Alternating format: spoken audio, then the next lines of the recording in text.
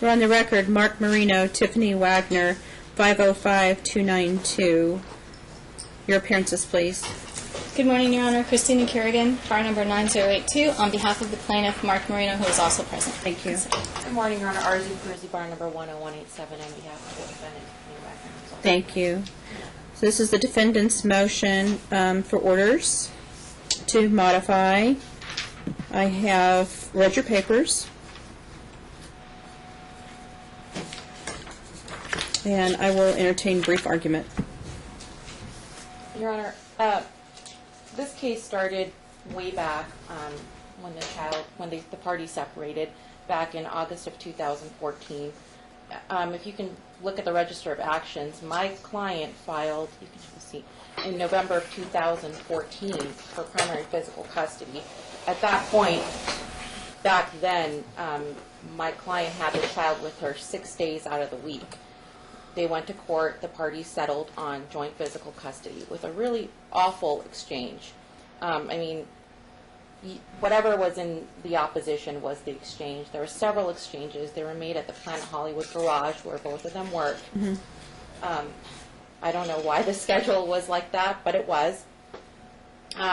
Your Honor, after that point in April, that's when March of 2015, there was a parenting agreement signed, a decree of custody, April of 2015. After that, Your Honor, they had joint physical custody with that exchange schedule. My client went back to work November of 2014. So they had 1.5 years of joint physical custody. And they've continued to have joint physical custody ever since that. What happened in February of this year, Your Honor, after my client filed again a motion, she came to court and filed a motion to claim the daughter as a tax exemption because she was having her most of the time, more time than joint. She wanted the right to claim her daughter as a tax exemption. What happens after that point is the plaintiff gets my client fired from her job. That's February 27th of this year, Your Honor.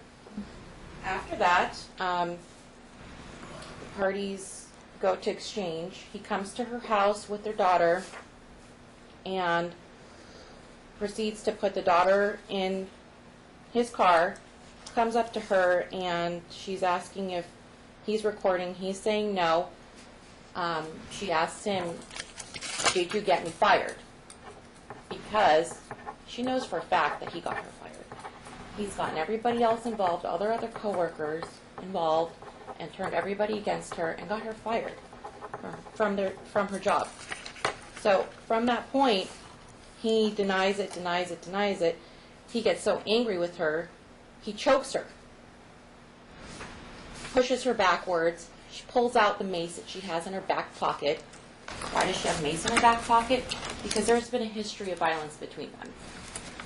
She maces him. She runs away to get back into her house, or actually to go get her daughter from the car, which he locked her in the car. And he chases her. At this point, a neighbor comes out, is trying to figure out what's going on. She says everything's okay. She goes inside, goes to the car, tries to get the daughter. The door is locked. She runs inside, calls 311. He's calling 911. The police show up, speak to her for 5 minutes, speak to him for 45 minutes. They end up arresting her. At that point, it was March 2nd, I believe, Your Honor. She has a criminal defense attorney, Greg Knapp, who is fairly certain that once this case goes to trial, that the charges will not sustain themselves. And as you know, there is a rebuttable presumption in this court that we can show that she was protecting herself. He was the primary aggressor in this case, and she was defending herself. There's also another incident that occurred between the parties at the Planet Hollywood garage where he also choked her. She did try to file a police report. I do have the incident number on that case as well. But she chose not to file charges or even make a police report to press charges. She didn't want him to lose his job. At that point, she was concerned about the welfare of their daughter, not so much about herself. Your Honor, on March 10th, 2016, the parties showed up at TPO court with Hearing Master Maston, and at that point, she kept everything status quo with the weird exchange schedule between them, which was still joint. I mean, so many exchanges. And from that point, Your Honor, from March 10th, 2016, until the parties came here last time on April 13th, 2016, that's a month. He missed 11 out of the 13 exchanges. Your Honor, the parties were to exchange at the police station on Martin Luther King, and the police station was closed. No witnesses around. They exchanged only 4 times, twice dropping off, twice picking up. The parties were alone together in the parking lot of the Martin Luther King police station substation while it's closed. He's obviously not scared of her. 4 times, Your Honor, they saw each other, and he missed all the other times. So, it's been joint physical custody this whole time, Your Honor.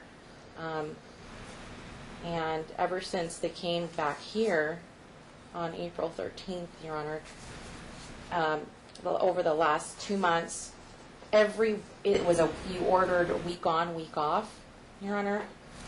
Their daughter is disabled. Okay, she has substantial hearing loss. She has bilateral hearing loss. It's moderate to severe. She wears a hearing aid, and she has delayed speech development. She can only communicate in American Sign Language. Their 2.5-year-old can only communicate through ASL. Your Honor, my client is getting certified in ASL. She's the one who communicates with her daughter. My client has reached out several times to plaintiff's counsel asking how is my daughter doing, because every week that she comes back, for instance, Your Honor, every single week, the first week she came back severely sick with a fever. The second week she came back, she lost 1.5 pounds. The third week she lost 1 pound. 4th week she lost 0.5 pound. Every week that it's 1 week on, 1 week off, the week off that the daughter is with the plaintiff, she's coming back sick. And defendant has reached out to plaintiff's counsel who's watching my daughter. Do they know how to communicate with her in ASL? She believes the daughter's coming back dehydrated, constipated, with weight loss, and this is a disabled 2.5-year-old little girl that cannot speak. She can only speak in sign language. So, defendant is worried sick and unable to communicate with plaintiff due to the restraining order, is reaching out to plaintiff's counsel. Finally, she hires Christopher Carr just to speak to plaintiff's counsel to who's taking care of my daughter and the week off, because she's coming back sick, she's coming back dehydrated, she's coming back constipated, she's constantly losing weight. She wants a schedule changed so that there cannot be a whole week that's off. She wants more interaction with her daughter, at least a 3.5 type schedule. And my client asks for that same schedule today, Your Honor. This little girl has several doctor's appointments. She goes to a pediatrician, an audiologist, she goes to an occupational therapist, a speech therapist, an ASL teacher, and a service plan coordinator, and several other doctors, because she has medical problems. She's almost, she cannot speak. She's probably going to be deaf. And my client is the only person who has ever taken her to every single appointment. Plaintiff has never been present, not to one. And this is every week. Every week these services are required. He doesn't even know who her doctors are. And now, because this incident happened, he wants to claim he's scared of my client. Why is he so scared if he's alone with her 4 times in the parking lot of a police station that's closed? Your Honor, they want to say my client didn't show up. She has a police log that shows that she showed up with people that, I guess, security guards that were out there that she would have sign. And if they want to say she didn't show up, we will subpoena the video footage showing her showing up to the police station with her car parked there, waiting. She was there, he wasn't. 11 out of 13 times. I mean, we don't want to change the joint. I mean, my client had asked for primary. You look at the motion, that's what she came to court for 2 times. Back in November of 2014, and this past time in February of 2016, she came requesting just a tax exemption. And then all this stuff happened. At the end of the day, the child's 2.5. The parties have had joint physical custody, and my client is the one that provides all the doctor's appointments. Weren't they going to Donna's house for a while? Still are. The exchanges are at Donna's house, Your Honor. Yep, and we'd ask that either my client's mother do the exchanges or Donna's house. That's fine, Your Honor. I have a letter from Donna's house that they've supervised the exchanges 7 times. And that's the last 8 weeks, Your Honor. But prior to that, from the point that Amy Maston saw the parties and before the time... She extended the TPO 1 year to April 2017. Yes, that's what I believe occurred. I wasn't present, but I believe my client was present with another attorney, her criminal defense attorney. All I know is that Amy Maston kept a schedule with all those exchanges taking place at, she wanted them done at the police station, Your Honor, and he didn't show up. No, 11 that's out of not true. It's not true. It's not true. My client. I have the court minutes right here. She's kept the week on, week off. Sunday exchanges at 10 Between a.m. the lawyer, Mr. Knapp. No, don't talk. I'll hear from you. I've heard plenty. That's not true. I have the court minutes. No, it's not. Your Honor, That's enough. I would like to be able to make my argument. First, I wish I had been able to speak before defendant's counsel. This is what happened in this case. Well, it's her motion. Well, Your Honor, we haven't been served with that motion, and I take issue with this. It's a huge issue. Here's what happened. She filed the motion. She never served my client. There was no bad blood. He didn't have any issues with it. He didn't know about it. Then she pepper sprayed him in the face. He did not lay a hand on her. The police did not believe her, Your Honor, and I've read the police report. The police report state they didn't believe her version. It wasn't an accurate version, and the police officers saw her rubbing her neck in an effort to make them think that he had laid a hand on her, which he did not. Your client's asking for primary custody. My client is asking for primary custody, Your Honor. We feel that the battery DV charge needs to be taken seriously. We feel that she's unstable, and yes, my client is afraid of her. So without an evidentiary hearing and me finding by clear and convincing evidence that she was the primary aggressor, I can't make those findings, but I can set it for trial for his request for primary. And, Your Honor, I would also like to be heard on a couple of the other issues if that's possible. This is what I'm inclined to do. I'm going to leave the schedule the way it is. Exchanges at Donna's house. I will set your client's request for primary for trial because of the domestic violence. So go ahead and shortcut your argument to what you want me to decide today. Well, Your Honor, I understand that you have made your decision, but I also feel that I did not get to make my Absolutely. Go full ahead. argument. I would like to rebut a good portion of what they've said. Go ahead. Your Honor, it's absolutely false. My client did not get her fired. She got herself fired. It was based on harassment of other employees, and it was based on text messages and evidence that the HR had reviewed, and that's why she got fired. It's absolutely true that she blames my client, but it is not him. It is her actions against other employees. And that could be verified with HR. In addition to that, Your Honor, my client has been very involved in the child's medical issues. They are not as severe as they make them out to be. She's 2.5. She has hearing loss. They've gotten her early intervention. He's absolutely been involved. And in fact, one of the specialists they're currently working with has complained to my client that Tiffany canceled 4 appointments. They are getting to some critical decisions that need to be made regarding this child. They're going to have to decide what kind of preschool environment she's going to attend, if it's going to be full ASL, or what option she's going to take based on what's available, what's in her best interest. They need to make these decisions together, and Tiffany needs to realize that Mark is very involved in these decisions, and it's not just her choice. How are they able to communicate with the TPO being extended?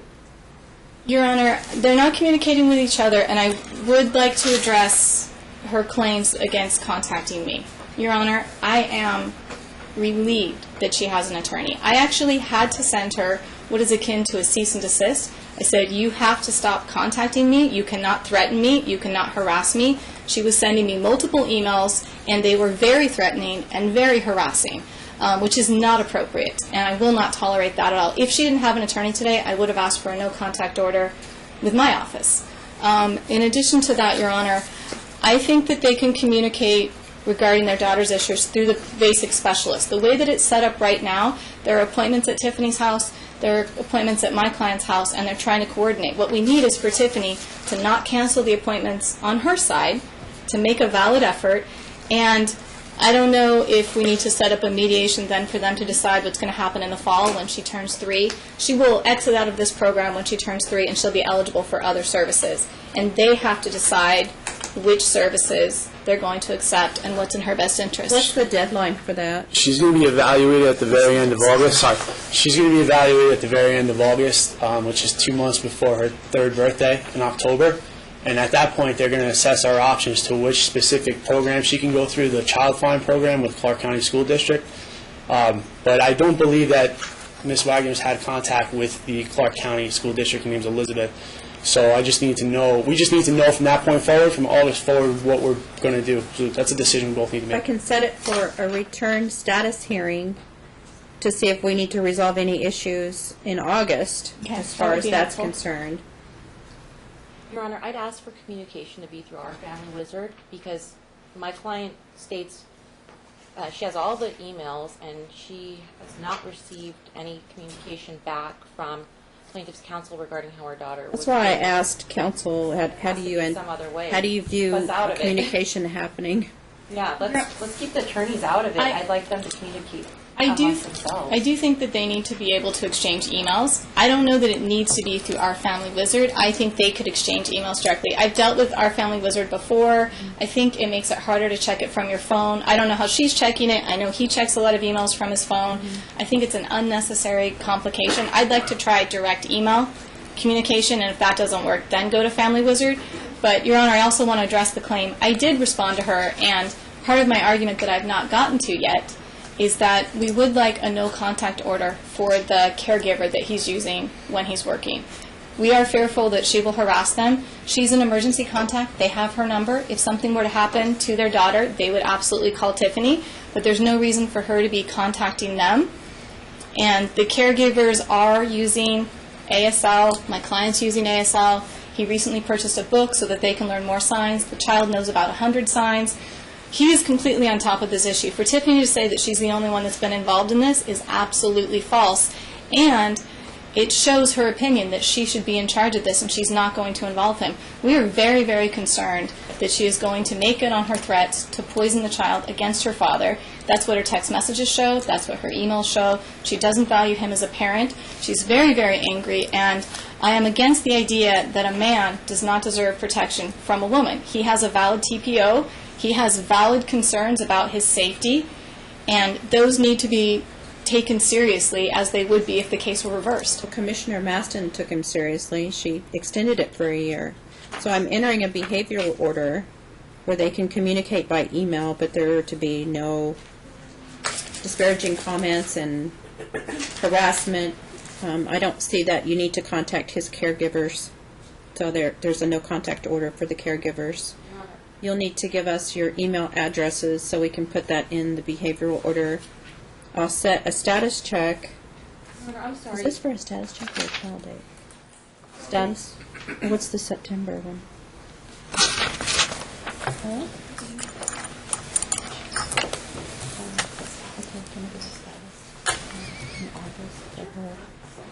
Status in August for her school issue, correct? Where she's Yes. going to be going to school, preschool. Sure. The issue with the caregiver was that my client would like the right of first refusal. She's not working. No.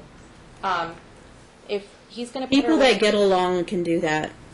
There's a TPO. No, absolutely not. But, Your Honor, my client doesn't work. And, No. Okay. No. She would like child support ordered, Your Honor. She's not working, and he makes about $5,000 gross monthly income. Since they have joint physical custody pursuant to Wright versus Osborne, it's 18% of his gross I monthly know what it income. is. Right. And I don't know Your- how she got terminated. the She union got is terminated out- through her own the fault. I don't union- know that. The union is fighting her case, Your Honor, and she has zero income at this point. Okay, I'm She deferring does- child support at this point.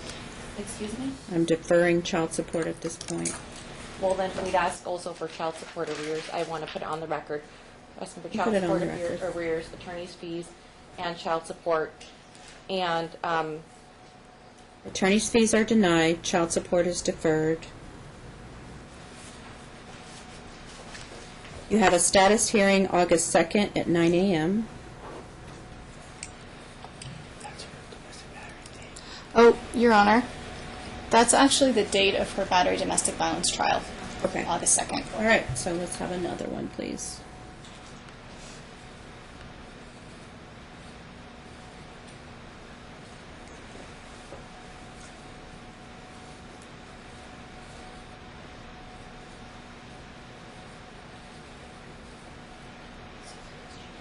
And Your Honor, I do have one other issue that I need to address. Let's get a new date for you. August 4th at 11 a.m. available, Your Honor.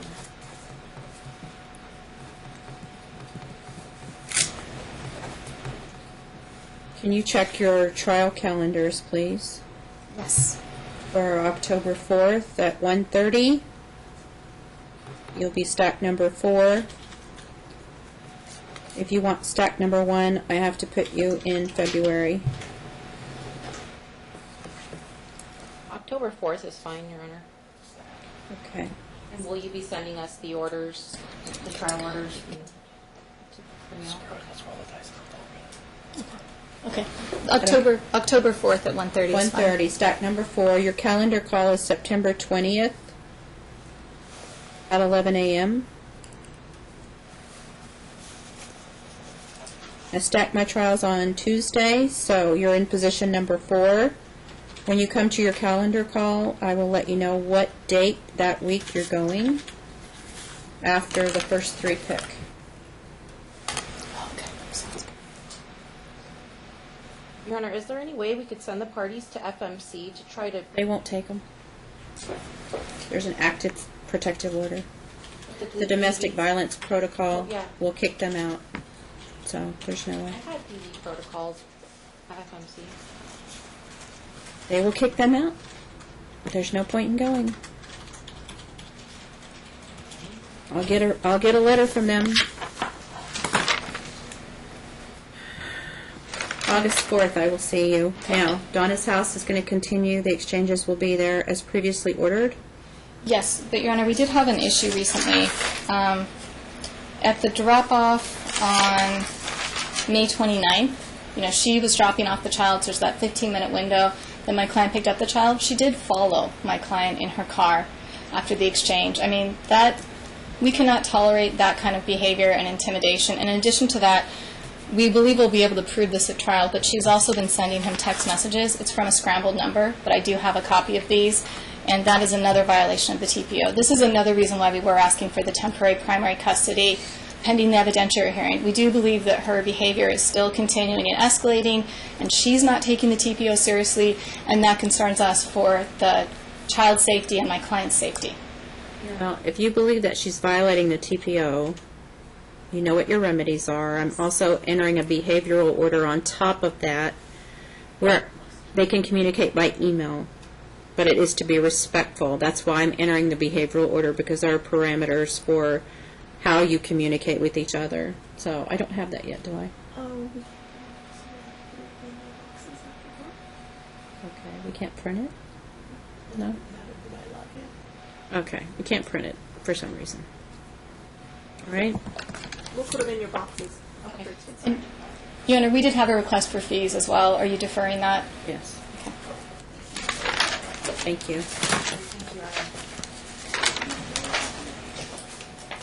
Ms. Kerrigan, please prepare the order.